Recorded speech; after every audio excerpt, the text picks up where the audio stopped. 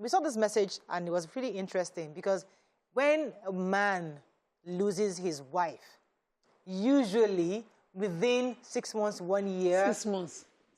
We see a lot of these people that they're ready to move on, and you just want to be sorry. This one not just lose. No, it can't be 3 days. 3 days too much. I'm not joking. You have it 3 days. You know someone 3 days. So the point is that we see that men find it easy to move on.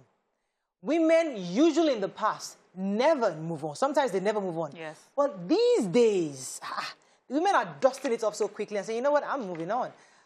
Is this appropriate? Is it right? Are things changing such that we don't even respect the dead anymore? No, let me put it well. So, society allows a man to move on when he's ready. So some people will say, that man now, actually if she leaves children, he needs help with the children. So he can bring his side chick as a legitimate upgrader because the wife passed. And people will say, they only mumble. Some people will even just mumble because, she was the side chick.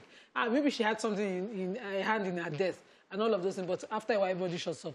But if a woman were to move on, just like that, okay, Islamically, you're supposed to move on after 4 months and 10 days. Even at that, people will start to say, she's not grieving again. She's not focusing on her children. She's not this and that. The society talks around the woman so much, and I don't think it is fair. I think the requirement in Islam is to settle any baggage. So she might be pregnant, it maybe didn't show, and if she moves on faster, will now be doing paternity and custody issues. So let me tell you, in Islam, if the woman was not pregnant, doesn't have children, she can move on almost immediately. No, it's 4 months and 10 days that you're supposed to mourn. And the major rationale is so that we settle any baggage that might be existing. Right. So if she's pregnant, it will show, it will be established and all of that. So paternity and all of those issues don't come up. We're clear as to where the child belongs. Okay. A woman, I think, should move on when she's finally able to move on, when she has finally come to terms with, okay, I'm now by myself, or I need a companion. But you know what I find is that to move on will mean to start to date. People don't like to see widows dating. How are you now seeing different? Look at her, they look at you like the person has now become a promiscuous person.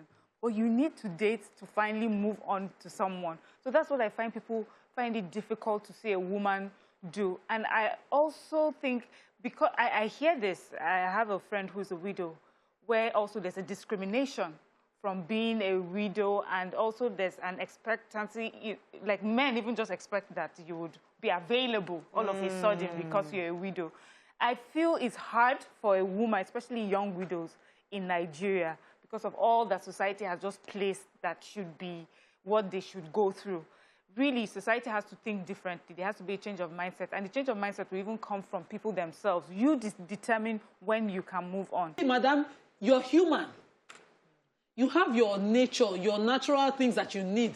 And sex is an important part of life. But I choose to sacrifice it. No. Before you're sacrificing, but I can choose to sacrifice. No, you can choose to be clear what you're sacrificing for. Okay. So it's not, you're not going to be honorable by showing your child that I'm made of stone or I owe body.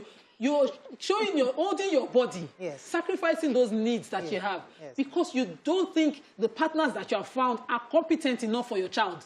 You know, for me, the sacrifice would be, I would not make it, I would do it so discreetly that my children are unaware. Because sometimes all you really want to do is just have that physical part. You're not even ready for a companion. You're not ready to replace the man. You're not ready to go into any serious commitment. But you want someone to warm your bed. We're just starting this conversation because there are lots of young widows out there that want to move on, but society is not allowing them to move on.